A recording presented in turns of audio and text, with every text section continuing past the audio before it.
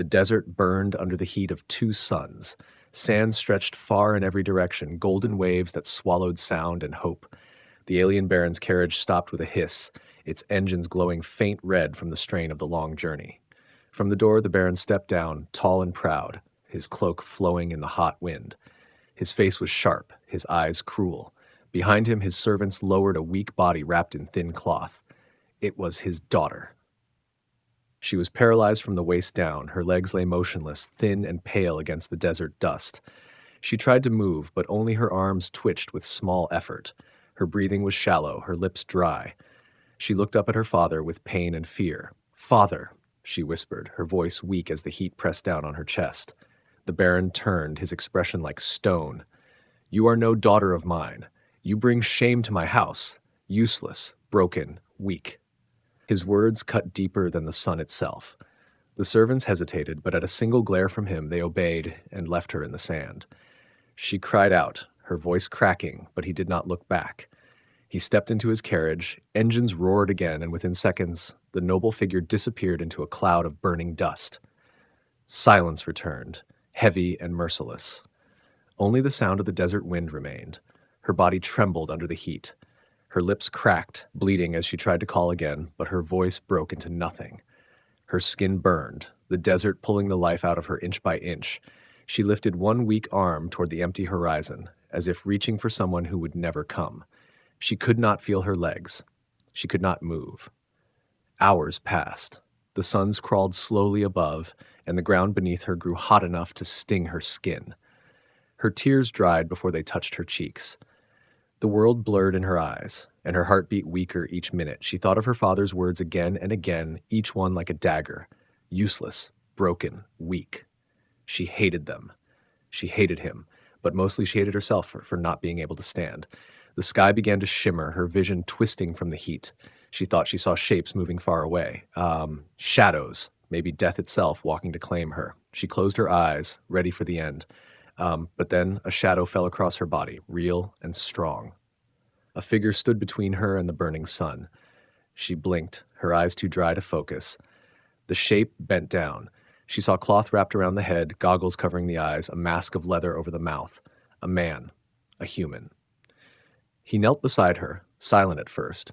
His hands were rough but careful as he reached for a small flask. He touched it to her lips.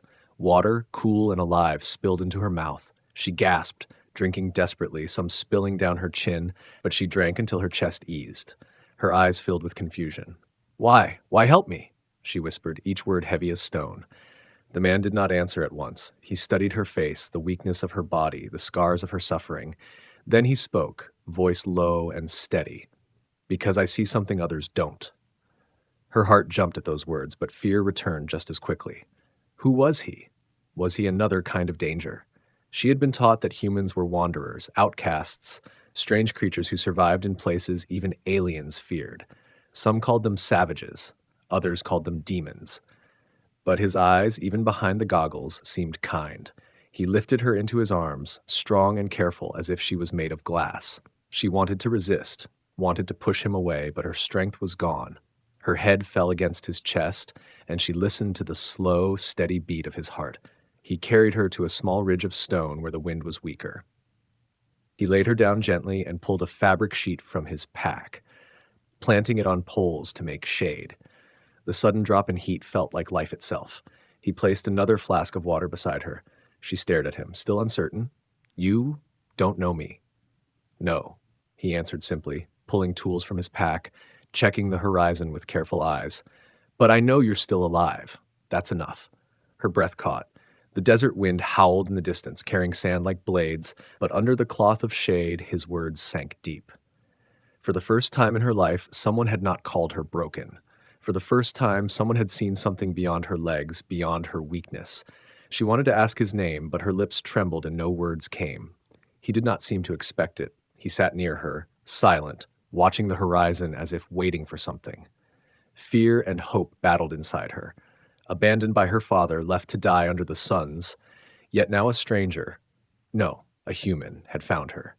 Was this her salvation, or just the beginning of a different end? Her chest rose and fell, her mind caught between despair and a strange new spark of life. The desert had taken everything, but the human's shadow remained over her, steady against the burning sky. The silence of death had been broken. Something unknown had begun. The night came quickly, and the desert changed its face. The suns vanished, and the heat faded into bitter cold. Stars stretched wide above, sharp and endless, and the wind blew across the sand like knives. She shivered, her weak body trembling as her thin cloth did nothing against the cold. The man sat near the fire he had built from dry roots and broken metal parts that burned slow but strong. He placed a container near the flames, warming water for her. She watched him in silence, her thoughts tangled between fear and gratitude. Finally, she spoke, her voice small but sharp. "Why are you doing this? You don't even know who I am." The man did not look at her right away. He stirred the fire with a stick, the sparks flying upward like lost stars. Then he handed her the container with warm water. "I don't need to know who you are to see you're alive." She sipped the water, its warmth sliding through her chest, making her feel human again. But her heart still burned with doubt. Her father's words echoed inside her head. Useless, broken, weak. Could this stranger truly see anything else in her? "You should have left me," she whispered, lowering her eyes to the sand. "That is what my father wanted. To leave me. To forget me." The man's eyes narrowed under the glow of the fire. His voice was calm but firm. "Your father is blind. He sees only what is easy. I see more." Her hands trembled as she held the container. Anger and pain mixed inside her. "What could you possibly see? Look at me. I cannot even walk. I cannot fight. I cannot." Her voice broke before she finished. The man leaned closer, his shadow large in the firelight. "I see a spirit that refuses to die. I see a flame that the desert could not kill. That is more than strength." Her heart thumped fast, louder than the crackle of the fire. No one had ever spoken to her like that. Not her family, not the servants, not anyone. For the first time, she felt like she was not invisible. The silence stretched, filled only by the sound of the desert wind. Somewhere far, a wild beast howled, deep and hungry. She flinched, her body stiff, but the man rose calmly, taking a steel staff from his pack. "Stay close to the fire," he said, his voice steady. He walked out a little, standing tall under the moonlight, scanning the shadows. She gripped the cloth over her body, fear rushing back. She had no power, no legs, no way to protect herself. If the beasts attacked, she would be nothing but prey. Minutes felt like hours. The wind carried whispers, movements in the dark. Shapes moved at the edge of her sight, glowing eyes reflecting the fire. She gasped, her voice stuck in her throat. The man stood firm, gripping the staff with both hands. The first creature leapt forward, its body low to the sand, its jaws wide with rows of sharp teeth. The man swung, the steel staff striking hard against the skull. A crack echoed, and the beast fell silent. More shapes crawled closer, circling the fire. She cried out, "Behind you!" Her voice cracked with fear. The man turned, striking fast, his movements sharp and practiced. His body moved like he had fought 100 battles before, each strike precise, each step certain. She watched with wide eyes, her heart pounding. She had thought humans were weak, but here was one standing against the desert itself. His strength was not just in his arms, but in his will, his refusal to let the darkness win. The last beast snarled, circling, then leapt for her instead. She froze, unable to move, her breath caught in her chest. Death was coming for her, faster than her thoughts. But before the jaws reached her, the man's body collided with the beast, driving the staff into its side. It howled once, then collapsed into the sand. Silence returned, broken only by the crackle of fire. The man breathed hard, wiping blood from his arm where claws had torn his skin. She stared at him, speechless. He looked at her, his face calm again despite the fight. "You see?" he said softly. "You are not helpless. You warned me. That saved me. That is strength too." Her lips parted, but no words came. She had never thought her voice, her cry, could be counted as strength. She felt strange warmth in her chest, different from the fire, different from the water. Something alive. The man sat back down near her, his hands steady as he cleaned his wound with desert herbs. She watched him, unable to look away. She wanted to ask his name, but fear of breaking the fragile moment kept her silent. She wanted to tell him her name, but shame still held her tongue. Instead, she whispered softly, almost to herself, maybe I am not broken." He looked at her, and though he said nothing, she saw the truth in his eyes. The night grew colder, but under the man's shadow and the fire's glow, She felt something she had never felt before in her life. Hope. The suns rose again, flooding the desert with fire. Heat waves shimmered across the endless sand, and the wind carried sharp grains that cut against skin. She woke slowly, her body aching, her lips still dry, but she was alive. The man had already risen before her, moving quietly, checking the horizon with calm eyes. His shadow stretched long across the sand, strong and steady like a wall between her and the cruel desert. He knelt beside her and handed her a piece of dried food wrapped in cloth. "Eat," he said simply. She chewed with effort, each bite slow, but the taste filled her stomach with new strength. She wanted to thank him, but her pride made the words heavy on her tongue. The day was brutal.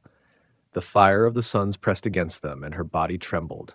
He built another shade with cloth, planting poles into the sand while she watched him work. His movements were fast and sure, as if he had survived deserts like this many times before. She wondered who he really was, this human who treated her with care that her own father had never given. As the heat grew, strange sounds rose from the desert. Low growls, clicking noises. The man's head turned sharply, his hand gripping the steel staff again. She felt her chest tighten. Memories of the beasts from last night flashed in her mind. The sand moved, suddenly, as if alive. A dark shape crawled out, long and twisted, with claws that dug into the ground and eyes that glowed faint red. Then another followed and another. They circled the shade, their teeth glinting in the sun. Her heart raced. She could not move. She pressed her back against the rock, fear choking her voice. The man stepped forward, his body between her and the creatures. His face did not change. Calm, steady, unshaken. One of the beasts lunged, its body twisting through the air. The man swung his staff, hitting it mid-leap. The creature crashed to the sand with a cry. Another ran low, snapping at his legs, but he kicked hard, sending it rolling across the ground. The others circled faster, hungry, waiting for a weak point. She wanted to scream, to beg him to run, but he did not falter. His body moved with skill, every strike strong, every step exact. The creatures hissed, but his staff broke bones, his fists cracked jaws. Blood stained the sand, the smell sharp and wild. Still, more came, their shadows crawling from the dunes. She felt panic rise like a wave. "There are too many," she cried, her voice cracking. He did not turn to her. His eyes stayed on the fight. "There are never too many," he answered. His words struck her like lightning, not because of their meaning, but because of the certainty in his tone. The largest of the beasts appeared, crawling from the dune with a roar that shook the air. Its body was twice the size of the others, its teeth long as knives. It rushed forward, fast and furious, aiming not for the man, but for her. Her breath froze. She saw death rushing toward her, jaws wide, eyes burning with hunger. She tried to push herself back, her body refused to move. For a heartbeat, she felt like a helpless child again, abandoned in the desert by her father. The man's roar cut through the air. He threw himself in front of the beast, slamming his staff across its jaw. The strike echoed, but the monster was strong. It clawed at his side, tearing through his shirt, blood spilling red against the golden sand. She screamed his name, though she did not even know it. Her voice was filled with fear and fire together. "No!" The man gritted his teeth, pushed forward, and with one last strike drove the staff deep into the beast's throat. It choked, staggered, and fell dead at his feet. The others hissed, but seeing their leader fall, they scattered back into the dunes, their bodies vanishing into the shifting sands. Silence returned, broken only by the sound of his heavy breathing. He fell to one knee, blood dripping from his wound. She crawled with her arms, pulling herself toward him, her heart racing with panic. "Don't move," she begged, her hands trembling as she touched his side. Blood stained her fingers, warm and frightening. "You're hurt because of me." He shook his head slowly, his voice firm though weak. "I'm alive because of you. You warned me. You screamed. That gave me strength." Her eyes filled with tears, but they were not the tears of weakness she once knew. They were tears of something different, something burning inside her chest. She had never believed her voice could matter, that her existence could matter. But now she saw herself reflected in his eyes, not as broken, but as part of the fight, part of survival. She pressed her hands harder against his wound, desperate to stop the bleeding. "I cannot stand, I cannot fight, but I will not let you die, not here, not like this." The desert was cruel, but in that moment she felt a spark of strength she never thought possible. The suns burned above, the sand stretched endless, but under the shadow of the man who refused to leave her, something new was born. She did not know what it was, not yet. But she knew this: she was not alone. The fire burned low, its light flickering against the stone where they rested. The man sat with his back against the rock, his wound wrapped in cloth torn from his own shirt. His breathing was steady now, though his skin was pale from blood loss. She stayed close, her eyes fixed on him, her hands refusing to leave his side. Hours passed in silence before she finally spoke, her voice soft, almost broken. "You risked your life for me. Why?" He looked at her, his eyes dark but calm. "Because I had to. No one deserves to be left behind." His words hit her harder than any blade could. She lowered her head, shame mixing with the tears in her eyes. "My father thought otherwise. To him I was nothing, a failure, a curse to his name." The man's brow tightened. "Your father abandoned you because he was weak, not because you were." Her lips trembled. She wanted to believe him, but her memories cut deep. She saw again the moment her father turned his back, the carriage leaving her to die. The sound of engines fading into the desert had carved itself into her soul. She took a shaky breath and began to speak, words flowing like a wound torn open. "When I was young, I dreamed of flying ships," she whispered. "I would watch them pass above the city sky and tell my mother I wanted to be a pilot. But when the sickness came, my legs stopped working. I could no longer stand, no longer run. My father's smile disappeared that day. He stopped seeing me as his daughter." Her eyes closed and her voice grew heavy. "He locked me away in a room far from the eyes of the people. He said no one must know his daughter was crippled. I became a secret. I was fed, I was clothed, but I was never allowed to be seen. My mother tried to comfort me, but even she could not fight his will. He was a baron. His word was law." The man listened in silence, his jaw tight, his fists clenched. She continued, her tears falling one after another. "I would hear the laughter of other children outside.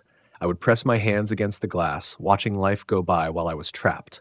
I begged to study, to learn, to do anything useful. But to him, nothing I did mattered. I was already dead in his eyes." Her voice cracked and her body shook. "And then, one day, he decided even hiding me was not enough. He dragged me to the desert, left me under the suns, and told me the truth with his silence.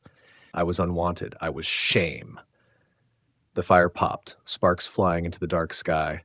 She wiped her face with her sleeve, her chest aching from the weight of the memories. "I thought I was ready to die. I thought it was the only thing left for me. But you gave me water. You gave me shade. You fought for me when I had nothing." Her eyes lifted to him, filled with something new. "Why? Why do you see anything in me?" The man's gaze softened. He leaned closer, his voice steady, carrying the strength of stone. "Because I see a warrior. Not in your legs, but in your eyes.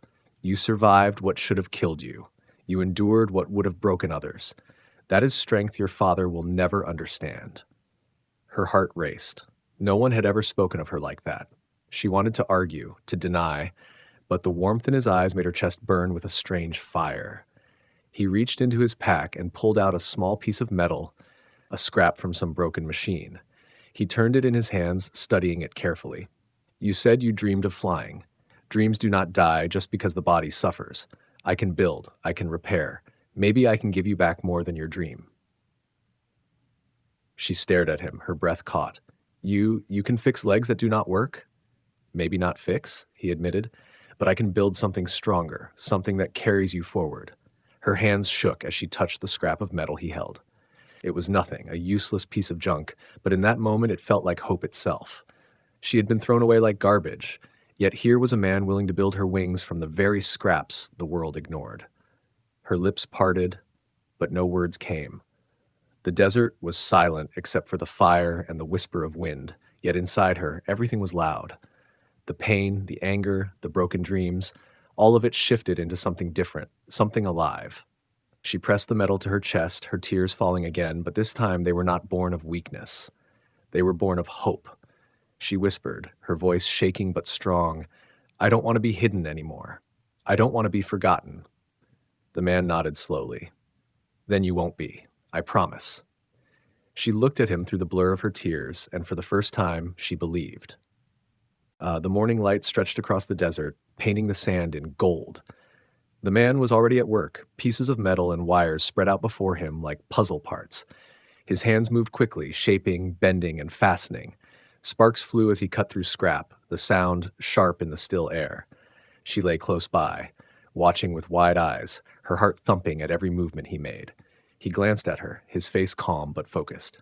"If I can put this together, you might stand again." Her breath caught. The words felt impossible, like a dream spoken aloud.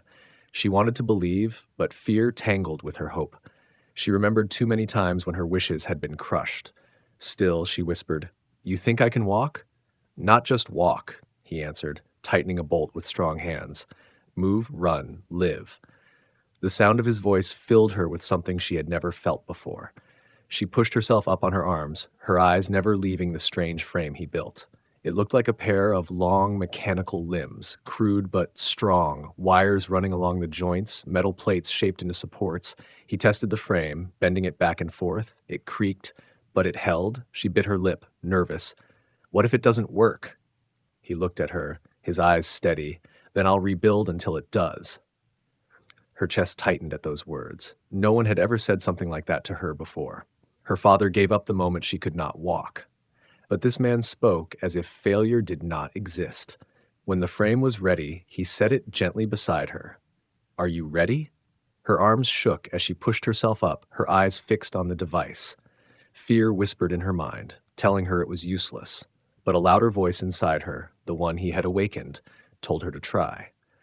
With careful hands, he helped her into the frame. The cold metal touched her skin, the straps tight around her legs and waist, the weight of it pressed down, heavy and strange, but she clenched her jaw. "Stand," he said softly, his hands steadying her shoulders. Her body trembled. She tried to push down with her weak legs, but nothing happened. Her breath grew short, sweat forming on her brow. I can't." "Yes, you can," he said firmly. His hands did not let her fall. "Don't think of what you lost. Think of what you still have. Your strength is not gone. It is waiting." She closed her eyes, her fists clenching. She pressed again, harder. The metal joints creaked, the frame shifted, and for the first time in years, she felt herself rise. Her knees locked, the machine holding her weight. Her body wobbled, her arms shaking as she balanced, but she was upright. Her eyes flew open. She was standing. For the first time since she was a child, she was not lying on the ground or trapped in a chair. She stood tall, the desert wind brushing her face. Her lips parted, but no words came. Tears filled her eyes, falling hot down her cheeks. She looked at the man, her voice breaking. I'm standing." He smiled faintly, steadying her with one hand. "Yes, and soon you'll walk." Step by step, he guided her. The frame bent with her movements, rough but functional. Each step was clumsy, slow, and filled with effort, but each one was hers. She laughed through her tears, a sound she had not heard from herself in years. The desert seemed to vanish around her. The suns, the sand, the endless pain, all of it felt distant. Only this moment mattered. Her legs may have been dead, but her will was alive, stronger than ever. She took another step, then another, and her body trembled but refused to fall. She turned her face to the sky, her tears drying in the hot wind. For the first time, she felt tall. She felt whole. Exhaustion came quickly. Her body shook, her muscles aching, but she did not care. She leaned against him, smiling through her breathless gasps. "I thought I would never feel this, never again." His voice was steady as he supported her. "You are more than your body. You always were." Her eyes met his, and for a heartbeat, the world stopped. She saw herself reflected in him, not as broken, not as shame, but as someone alive, someone with a future. The sun sank slowly behind the dunes, the sky turning red and violet. They sat together, the mechanical frame beside them, her body resting but her spirit awake. She touched the device gently, whispering, This is more than metal. This is hope." The man nodded. "And it's only the beginning." Her heart pounded at his words. For the first time, she believed she could be more than forgotten, more than abandoned. The desert that once felt like her grave now felt like the place of her rebirth. The desert sky burned red as the suns dipped lower, their heat finally softening into a deep glow. She stood near the fire, supported by the mechanical frame strapped to her body. Her steps were shaky, but every movement filled her with fire. Each step was a victory against the years of silence and shame forced upon her. The man watched quietly, his face calm but his eyes alive with pride. "You're walking," he said, his voice low but certain. She turned to him, her lips trembling into a smile. "I am walking." The frame creaked as she took another step, the sound of metal scraping against sand. It was not perfect, but it was hers. She felt taller, freer, as if the desert itself had become her witness. Yet their peace did not last. In the distance, the hum of engines broke the silence. She froze, her body stiff, and fear spread across her face. She knew that sound. It was the Baron's convoy. Her father had returned. The man gripped his staff, his jaw tightening. Dust clouds rose on the horizon as dark shapes approached. Carriages of metal rolled across the dunes, their banners snapping in the wind. The Baron led them, his cloak flowing, his eyes sharp with fury. He had expected his daughter to be bones by now. Instead, he found her standing. He stepped down, his boots pressing into the sand. His soldiers followed, armored and armed, their weapons glinting in the last light of the suns. The Baron's gaze locked on her, disbelief flashing before his face hardened into rage. "You dare stand before me?" His voice cut across the desert like a blade. "You should have died here. I gave you that chance." Her lips quivered, but she did not lower her head. For the first time in her life, she stood tall in front of him, her voice trembling but clear. "You left me to die, father, but I am not dead." The soldiers murmured in shock. The Baron's eyes narrowed, his pride burning with anger. "You think those legs make you whole? You think that man makes you strong? You are nothing. And now you disgrace me further by clinging to a human." The man stepped forward, planting himself between her and the Baron. His voice was calm but unshakable. "She is worth more than your entire house. You abandoned her, but she has already risen beyond you." The Baron's face twisted in rage. "Kill him. Take her." The soldiers moved forward, their boots heavy against the sand. The man lifted his staff, his stance ready, his body straight like a wall of stone. She reached out, panic flashing in her eyes. "No, please. He saved me." "He—" The Baron ignored her, his pride greater than her voice. The first soldier charged, blade raised. The man swung, the staff cracking against armor, sending the soldier crashing to the ground. Another came from the side, but the man twisted, striking fast, his movements sharp as lightning. She watched, her heart pounding, her legs trembling in the frame. Fear clashed with a burning fire inside her. For the first time, she wanted to fight, to do more than just watch. The Baron's laughter echoed through the desert. "You cannot stop all of them, human. You will die here, and she will return to me as a crippled disgrace." Her teeth clenched. Rage burned hotter than fear. She forced her body forward, the frame grinding against the sand. Her steps were weak, but her spirit roared. She moved to the man's side, standing beside him. "Father," she said, her voice loud, clear, and sharp, "you do not own me anymore. You lost that right when you abandoned me." The Baron's eyes widened in shock at her defiance. His soldiers hesitated, their loyalty shaken by her strength. For years she had been hidden, silent, forgotten. Now she stood in the open, her words stronger than the desert wind. The man glanced at her, his eyes proud. "You see, you are already stronger than him." Her chest rose with deep breath, her voice breaking with emotion. "You said I was useless, father, but he gave me life. You said I was weak, but he showed me I could stand. You left me in the desert. He gave me the desert back as mine." The Baron snarled, his pride shattered. He drew his own blade, stepping forward. "If you will not return to me, then you will die like the human beside you." The man raised his staff, ready for the fight of his life. She tightened her grip on the frame, her trembling hands curling into fists. For the first time, she was not the girl crawling in the shadows of her father's house. She was someone new, reborn in the desert heat. The sun sank fully behind the dunes and darkness stretched across the land. The fire between them flickered, the shadows of battle rising with the night.